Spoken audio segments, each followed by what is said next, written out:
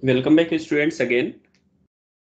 Today we are going to start a fresh topic from our syllabus, that is Cosets and Lagrange's theorem. In fact, this topic has much importance when we talk about the order of group and order of subgroups and the order of group and then relation between these two. And of course, this is going to help us in isomorphism, homomorphism also. Fine. So first, in this lecture, we are going to discuss what are cosets and some properties along with examples. Fine. And after that, in this sequence, maybe in the next lecture, we will be discussing about Lagrange's theorem. So basically, Lagrange's theorem talks about the divisibility of order of group by the order of subgroups. कब divide करता है एक subgroup का order of group के okay so these are the things we are supposed to discuss in further in forthcoming classes. So what are the cosets? In fact, we are very much familiar with the group and subgroups, all right. And also we also used to, when we used to define a subgroup of a group, then we used to consider a subset of a group. Okay, so if we are considering, for example, let G be a group. This is any group, and H be a subgroup of G. So we are considering any group G, and then and we have considered H to be a subgroup of G. Fine. So for a subgroup of G, initially while defining, we considered that if G is a group, then we have taken H as a subset, and then we define, then we associated the operation of group G with H. And if H becomes itself a group, then we say that this is a subgroup. This is an old story, what we know. Okay.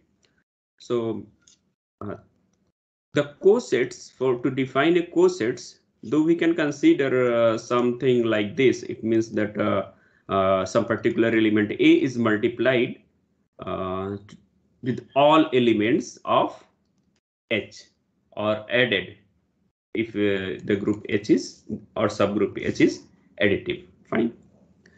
So but to define coset, we need to consider H to be a subgroup. So we have taken G be a group and H be a subgroup of G. So for any element in group G, we can define a coset. Okay. So in this sequence, let us also assume letter A belongs to G. A is any element of the group G. Okay. Then the sets or the collection, then the sets AH is defined by a collection of all those elements of the form A times H, such that H belongs to capital H, and we can define also H followed by A, and this set will contain elements of the form H times A, such that H belongs to capital H. Are called left coset and right coset respectively.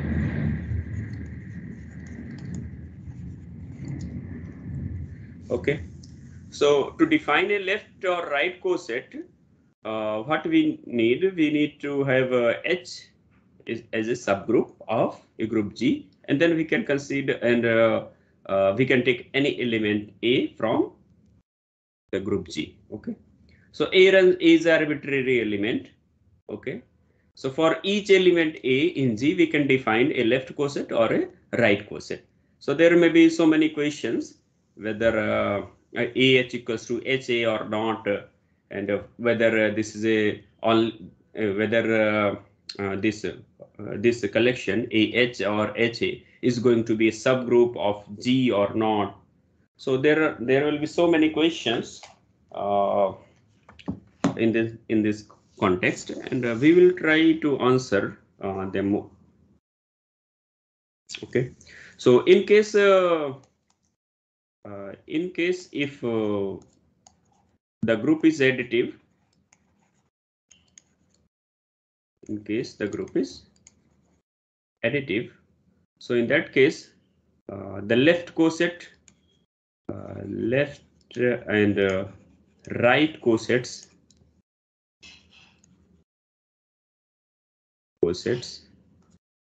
are given by or defined by or denoted by whatever you feel like A plus H. So this is the set or collection of all elements of the form A plus H, where A belongs to H belongs to capital H, and H plus A. This is a collection of the elements of the form H plus A, where H belongs to capital H. Fine. So this is what this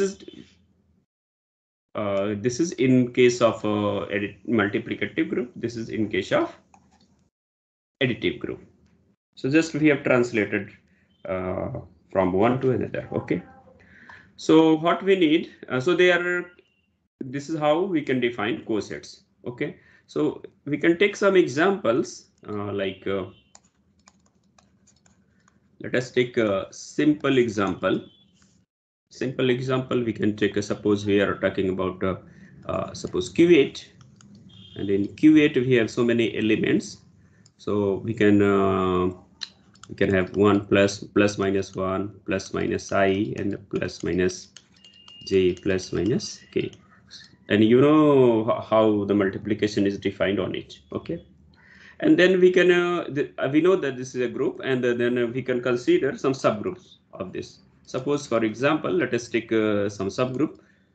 You can take maybe plus minus 1 also. There is absolutely no problem. So let us take this one. That is there are only two elements, 1 and negative 1. So you know that this is a subgroup of Q8. Then you can start taking elements from Q8 one by one. So if you see there are 8 elements in total in Q8. So you know that 1 belongs to Q8. So we can talk about what? We can talk about 1H. Okay. So this is a group under multiplication, some particular kind of multiplication where Ij equals to K and Ji equals to minus K. Okay. So 1H, this is equals to, so we are going to multiply every element of H with 1 from left. Okay. So this is going to do nothing. H will be unchanged, and then minus 1 also belongs to Q8. So we can talk about minus 1 and H times H, and then this is a collection of, when we multiply this 1 by minus 1, so we are getting 1 and then minus 1 and 1. Then we have iota belongs to Q8.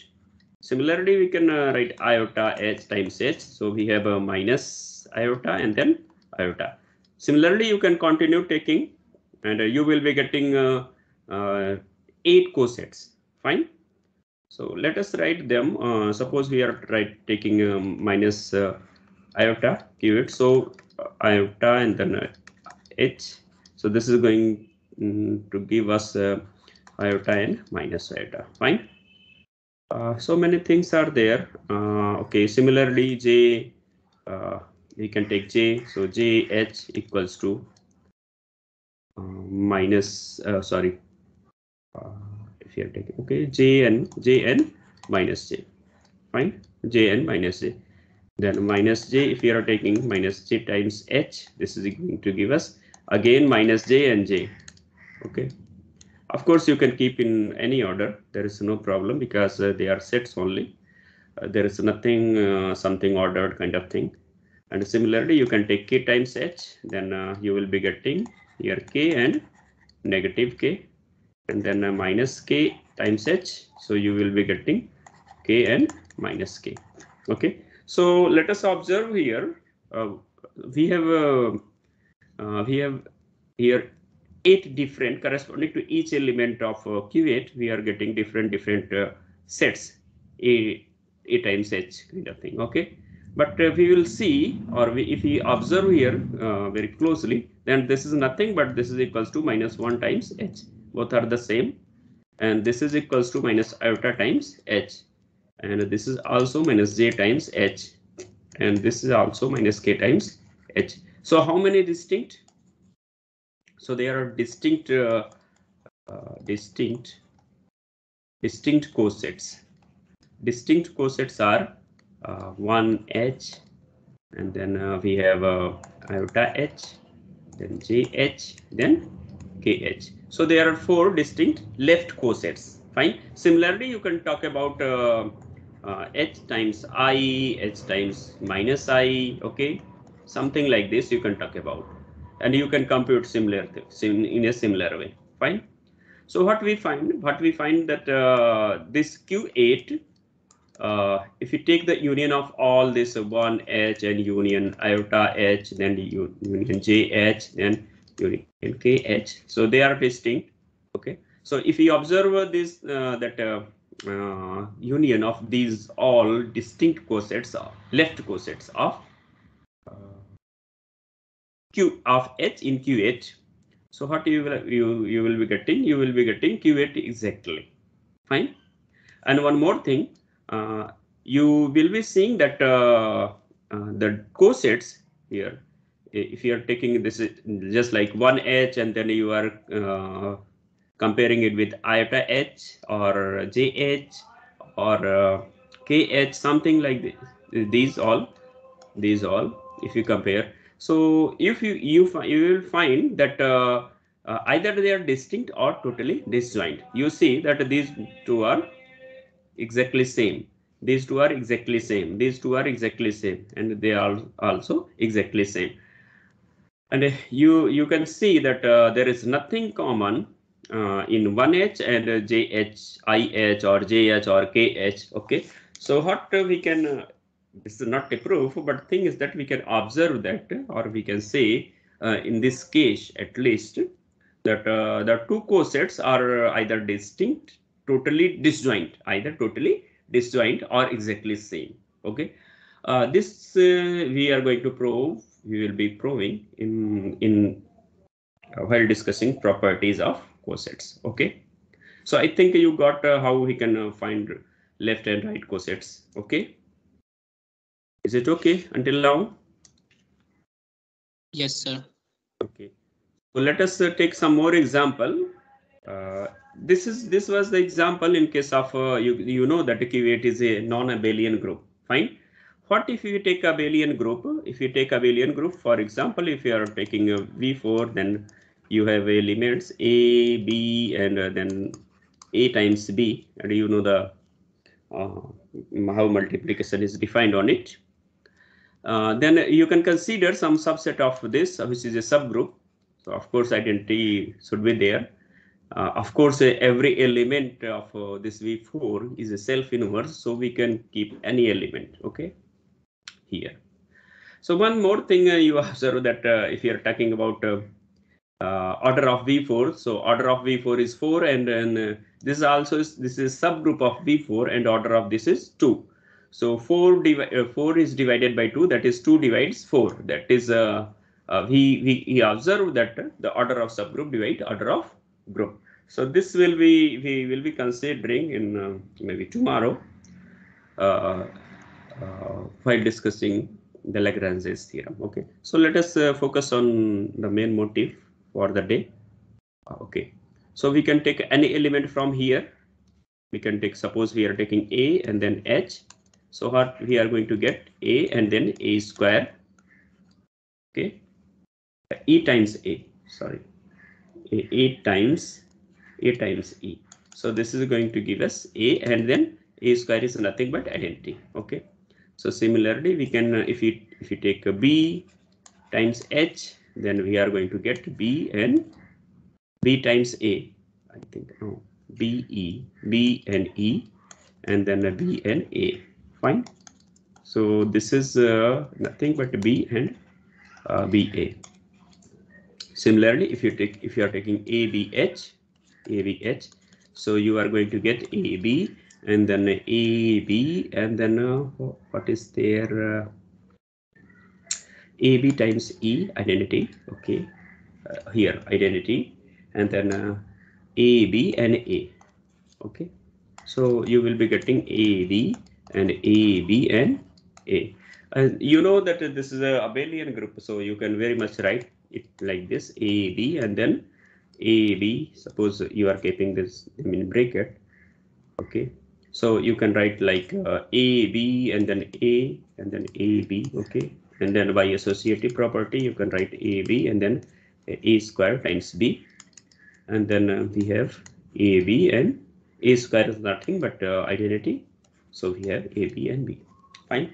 So similarly, we can compute other possible cosets, left coset, and also right coset is if we are talking about right coset, then you can write like this. Okay, and then you multiply A times E, E times A, then A times A. Okay, so you will be getting A and then A square, and A square is nothing but identity. Okay, both are the similar, both you can compute in a similar fashion. Fine. So this is a commutative in case of commutative group, but thing is that the basic definition is going to be same only. Fine.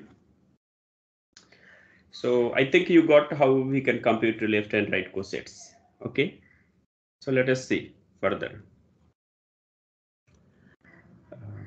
So these are the examples I have taken from your textbook. Example number 1, if you are taking G equals to S3 and H equals to this, when they are writing one cycle with single element, if you are writing 1, then this is nothing but this is identity. They can write also like this 2, they can write also like 3. Okay, so both everything is same here only. Okay, so they can also write here identity. There is absolutely no problem. So in case G equals to S3 and H is a subgroup of G, then the left coset or right coset you can very much find. Okay, so this is the identity, and when we multiply the element of H by this identity element from the left, it will remain unchanged. Okay, and you know how to find the composition. Okay, so first element is 1 2, they are multiplying like 1 2 H, this is equals to 1 2, and then identity. Okay, and then they have 1 2, and then this element 1 3. You should keep them in order because this S3 is non-abelian. Okay, in case of abelian, you can keep them in any order. There is absolutely no problem because the elements are coming from. In that case, element will be coming from an abelian group, just like in before. So here you can see identity. When if we multiplying any element with identity, we are going to get the same thing, that particular element, and this 1 2 and 1 2 you can compute their product, and this is going to give us 1 and 3 and 2. Okay, you can see here. Fine. So they are telling that because in S3 we have so many elements. In S3 you can write down elements. Identity is there, and then 1 2 is there, then 2 3 is there, then 1 3 is also there, 1 2 3 is there, and 1 3 2 is there. So these are the elements. You can take every elements, these so many elements you can take, and then you can find left and right cosets. So they are telling that when we are finding out this left coset, so this is going to be equal to this left coset. Okay, similarly 1 3, when we are taking 1 3 H, this is going to give exactly H. So what we observe here, that because this one, that is identity, belongs to H. So this when we are finding coset corresponding to this particular element, we are going to get H only. So this element was in H, you see. So again, if we are taking this element 1, 3, this element 1, 3, and we are finding left coset, so we are getting again H. So what we observe? We observe that AH equals to H, okay, when A belongs to H. Fine. This is our observation, but thing is that this is true. This is a truth, okay, and this will be proved in the forthcoming properties, okay. So many things we are finding out here. You see this coset is different from this coset, exactly different, nothing is common, okay, and these two are same exactly, okay. So we are getting either same or different, so two things we have noted, okay. And of course you can note down one more thing, that it is not that this should be exactly a subgroup of G. In this case, in this particular case, S3, you see here there are only two elements, okay, there are only two elements, but it cannot be a subgroup of G. Why? Any answer?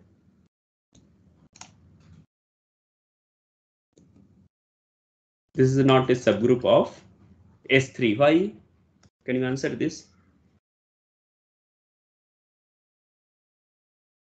Hello. Hello. Hello. Yes, sir. Why? You tell me. Why it cannot be a subgroup? What is missing there? What is missing in suppose we are taking this one 1, 2, and H, okay, and this is finally comes out to be 1, 2, and 1, 3, 2. So this is not a subgroup of S3. Why? Simple thing, identity is missing. There is no identity. Okay, so a coset need not be a subgroup. Thing is that, okay, but here if you are seeing that in these two cases they are becoming subgroup. So in some cases they are a subgroup, and in some cases they are not a subgroup. But again, in these two cases, when they are becoming equals to H, it means when these element, that is A belongs to H, then this becomes a subgroup of the group, okay. But this may have more general implication that we will see. Example number 2 of your textbook says that if we are taking any subgroup K, and it contains the rotations R0 and R180 in D4, the heterogeneous group, okay, found by observing symmetries in square. So you know the all elements from here, that you can find out all these, okay. There is absolutely no problem. In D4, you know that there are 8 elements. So R0 is there, R90 is there, R180 is there, and R270. So 4 rotations are there, and then we have flipping, horizontal, and then vertical, then diagonal, and then another diagonal.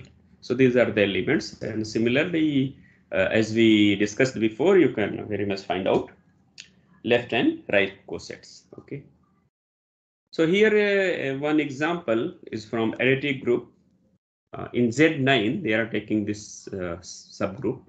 You can verify that it is a subgroup under addition. So in that case, the operation we are talking about A times H. So you are going to write A plus H, okay. So in Z9 we have elements like 0, 1, 2, 3, 4, 5, 6, and 7, and then 8 up to 8. Okay, total 9 elements.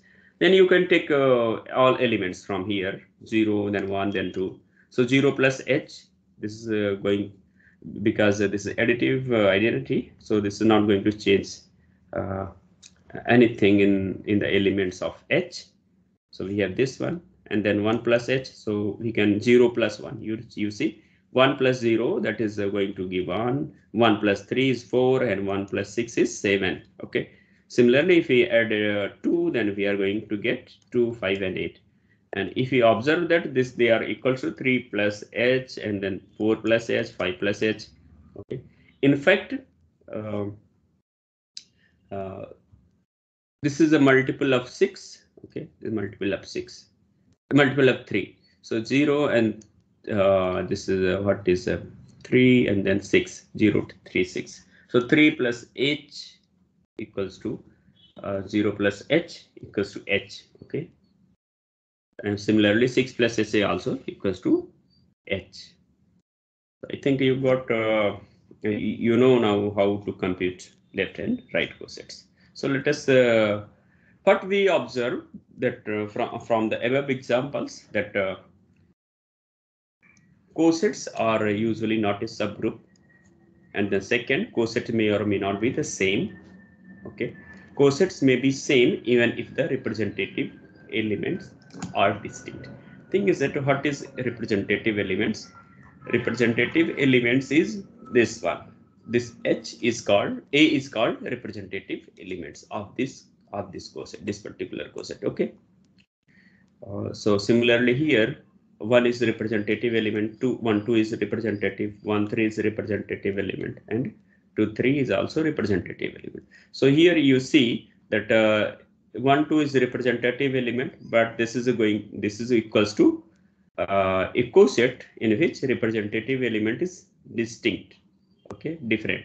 So 1 3 2 we have another element. Okay, another representative element. Okay, so these all things we have observed. Okay, so what is next?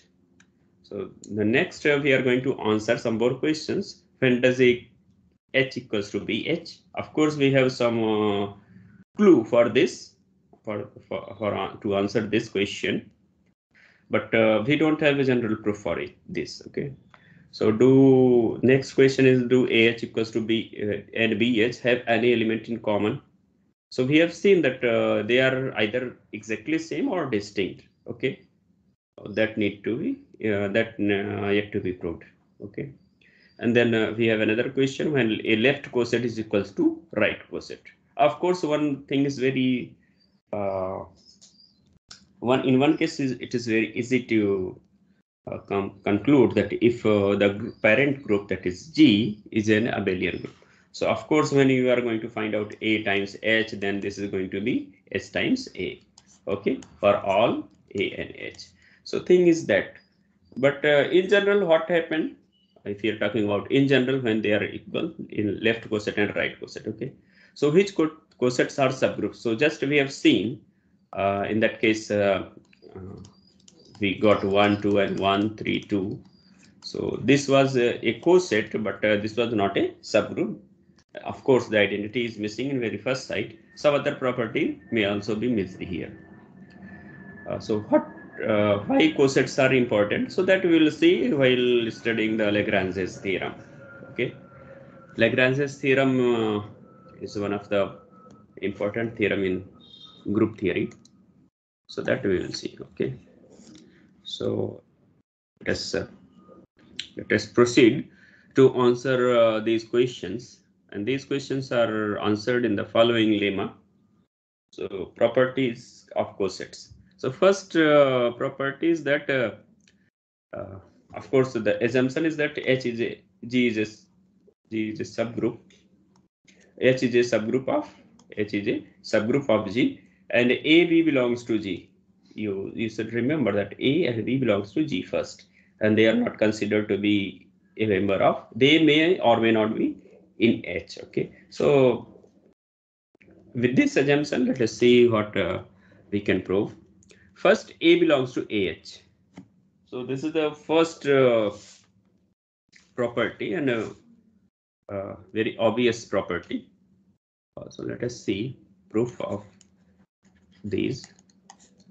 So for first, A belongs to AH. So when A belongs to AH, it means A can be written as form some A times H. You know that you should remember that A times H, this coset contains element of this form. Okay, you should remember. Okay, so when some particular element belongs to AH, if it has this form AS type, okay, where H belongs to capital H. So here A can be written as A times iota, I'm sorry, identity. Okay, and this because in every subgroup this H belongs to H, capital H, and H is a subgroup, so H may be equals to also E. Okay, that is identity will also be a member of H, you know. So we can write A equals to AH, and this is of the form A times H. Okay, and this belongs to AH, where H equals to identity. Fine. So this was the first result, and then second result we can prove that second result says that AH equals to H if and only if A belongs to H. Okay, that's what we observed while discussing examples on cosets. Okay, that if H belongs to A belongs to capital H, then AH becomes H, and then of course you have seen in these cases. Okay, so one belongs, that this identity belongs to H, you know, and 1 3 is also belongs to H, you know, then this is equals to H, this is also equals to H. Okay, so of course example is not a proof, but here we have the proof, the proper result, we can prove it. Okay, so what we can let us prove. So let AH equals to H. Fine. So then we can write A equals to identity, A times identity, and this is equals to A times H, and by assumption AH equals to H, so this is equals to H. So this means that A belongs to H. Okay, A belongs to H. So any element which belongs to AH is also a member of H. Okay, so this would imply is also a member of H. I think what?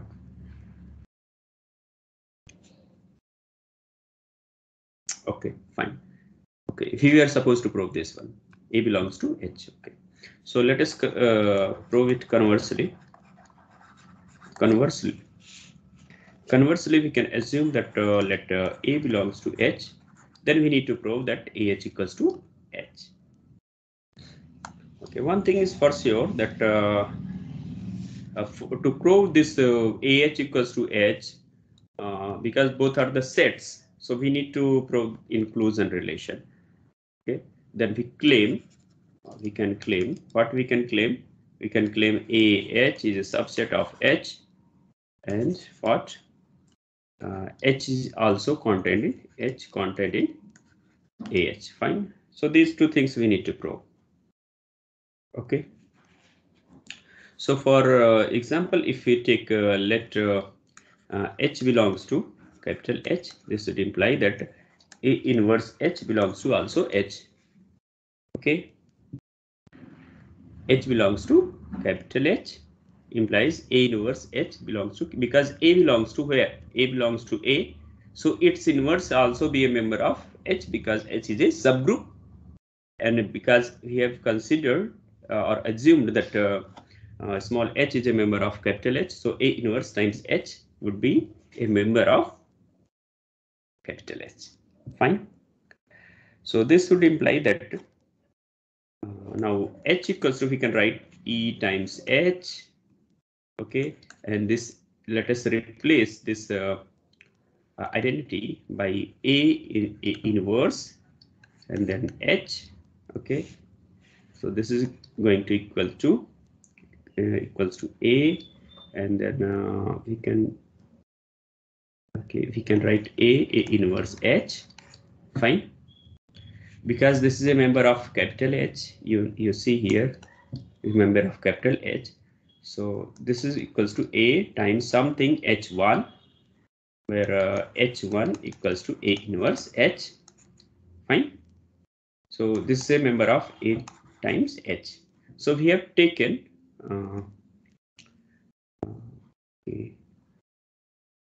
A times H. Okay, fine.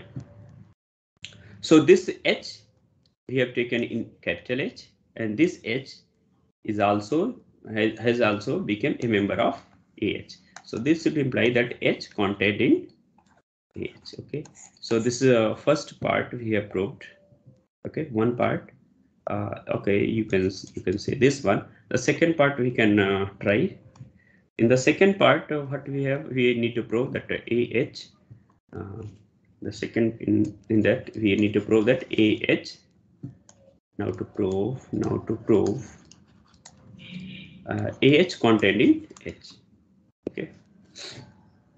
So for this, this implication is very much easy because since A belongs to H, okay. So if we multiply any element of H with any element of H, okay, so that will be in H because H is a subgroup by closure law. Okay, then by so by closure in H, closure property in H, AH will be in H. Okay, so this proves the result that AH equals to HA. So this completes the proof. So let us see the third part. Third part says that okay, this kind of thing, that AB times H equals to A times BH. Okay, okay. So let us see third part, AB and then H. They are writing like this. Okay. So we need to prove that this is equals to AB, A times BH, and the similar thing we can translate for right coset also. H times AB equals to H A times B. Fine. So this can be very much proved. AB from left we can take A, B and H, and by associative law we can very much write AB times H. Okay. And this is true for all H belongs to capital H. Fine. So this proves this part, and then second part, this one also we can prove like H and then AB. This is equals to H times A times B. Okay, for all H belongs to capital H. So this proves the third part. Then fourth part we have in fourth part we need to prove that two left cosets are equal if and only if B belongs to BH. A belongs to BH. Okay, that is we need to prove that AH equals to BH if and only if A belongs to BH. You see that because we can swap these two, we can also write like this: BH equals to AH. Okay, if and only if. In that way we can write like this. Okay, you see, both are the same only. Fine. So it doesn't matter whether you are writing here B or A. Okay, here you are writing A or B. The result will be same. Fine. So let us prove this one. So let AH equals to BH. Then we can write. A equals to A times E, and this is a member of A capital H. And by assumption, because AH equals to BH, so we have B times H. Okay, so this means that A belongs to BH. Fine. So this proves the first part, and conversely, we can assume. Conversely, let A belongs to B times H. So then we need to prove that AH equals to BH. Okay. Then we can write A equals to B times H, where H belongs to capital H. Okay. Then this would imply that AH, it means AH equals to A is nothing but BH. So we have a you know that this A belongs to BH. Okay, A belongs to BH. So this element A will be of this form, 8B times H for some H belongs to capital H. So we can write BH in place of A. So we have B times H, and then we have H. Okay. So just as in case of third part, you see in third part what we have, we can write this in this form. Okay. So we can write it like this, B and H, H. Okay, fine. But H is a member of capital H also. So this will absorb it. Okay. Absorb, I mean to say that by closure property, we are not going to get any extra element in H times A, capital H. Okay. So this is nothing but H. Okay. Because, or you can see that here also the part 2, AH equals to H if and only if A belongs to H, because here small h belongs to capital H, small h belongs to capital H, so this H capital H equals to H. Fine. So this is that AH equals to BH. Next question, let us see fifth part. Let us see how much time we are left. 2-3 minutes, but we can finish it. There is no problem. So fifth part says that either two cosets are distinct, same, or they are totally distinct. Okay, this we observed earlier. But let us see how we can prove. So we can, if we can assume that this is a non-empty, or this is empty or non-empty, this one. Okay, we can assume that this is non-empty. Just no, this I wrote something, I did mistake. Okay, either they are totally distinct, that is there is nothing common, or they are totally exactly equal. Okay, so if we will let us assume that they are, this intersection is non-empty. If non-empty, then it means we need to prove, we need to arrive at this conclusion. Okay, so for instance, let AH intersection BH is non-empty. So we need to prove this part. So we need to prove AH equals to BH. Okay. So if this is not empty, then it means that there may be something common in AH intersection BH. So let us assume C belongs to AH and then intersection BH. So this should imply that C belongs to AH and C also belongs to BH. So this would imply that C equals to A some H1 and C is also equals to B times H2. H1 and H2 belongs to capital H. Okay. All right. So now C times H, this is equals to A H1 and capital H. This is equals to A H1H, and this is equals to, because H1 belongs to capital H, so we are having this. Similarly, C of H equals to B H1H, and this is equals to B times H. So left hand side are same, so this means that AH equals to BH. So this proves our result. Okay. Next we have sixth part. Sixth part says that okay, we have equality here in two left cosets, and here also in fourth and sixth. So both are the similar one. So here they are telling that A belongs to B inverse H, and then sorry, A belongs to BH, and then they are telling that A inverse B. Okay. So thing is that they are just transferring something from here to left side. Okay.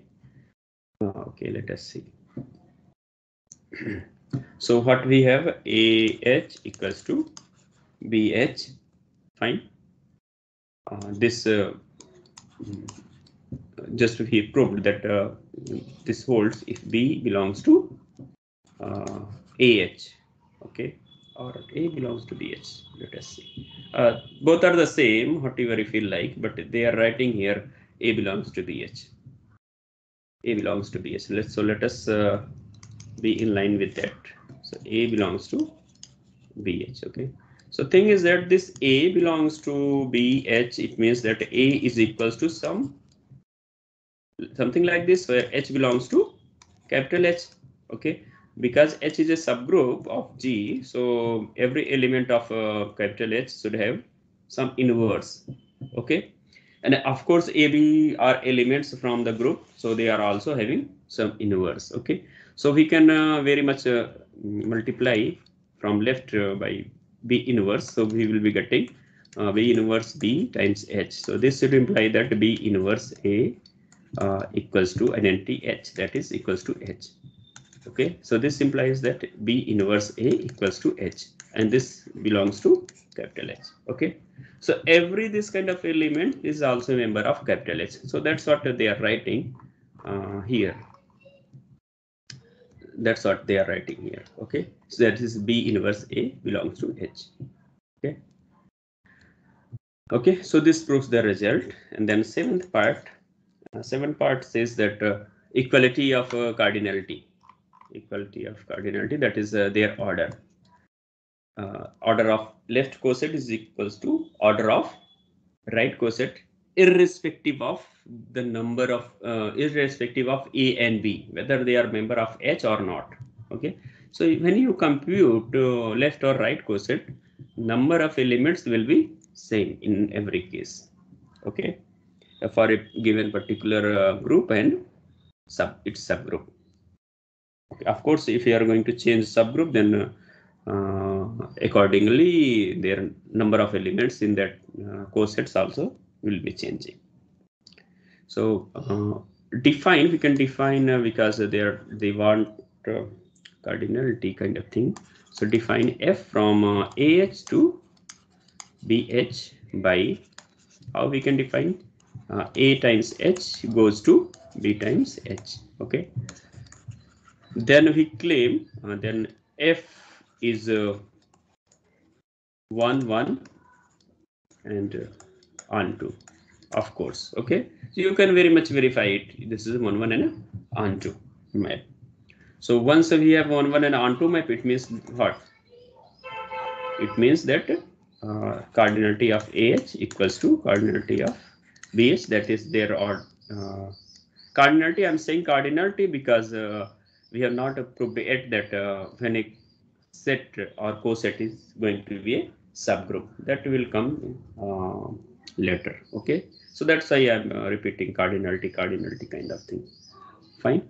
So of course onto is very much obvious, because for any B times H or H1 in BH, we have A times, because A belongs to capital G. Okay, we have AH1 belongs to AH, such that F of AH1 equals to BH1. So this is onto, this is onto. And what about 1 1? How we can prove 1 1? For 1 1, we can take a BH1 is equals to BH2. Okay, sorry, BH1. Okay, then we have AH1 equals to okay, by definition, then we have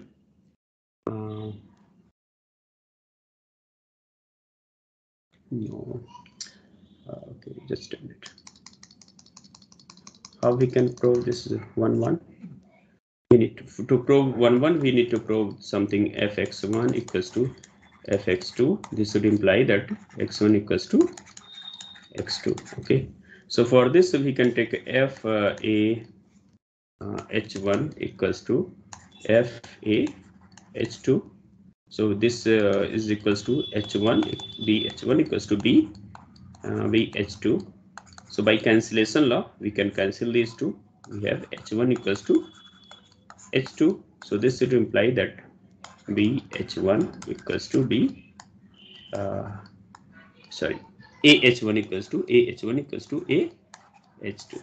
Okay, so this proves the 1 1ness. Next, let us see what is there. Okay, this says that left and right cosets are same if this holds. Okay, left and right cosets for a particular given uh, representative elements. So let us see it. AH equals to HA. Okay, so what we proved earlier that um,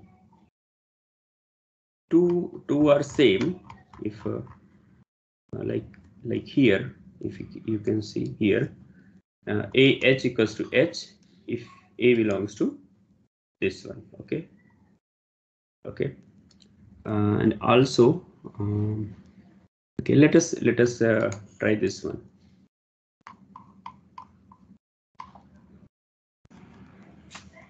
Okay, so this holds if and only if AH, okay, equals to AH.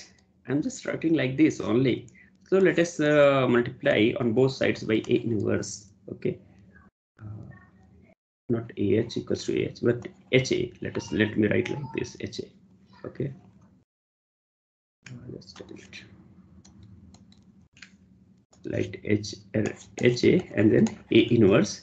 So that is AHA inverse equals to HAA inverse, and this would imply that if and only if HAA inverse equals to H.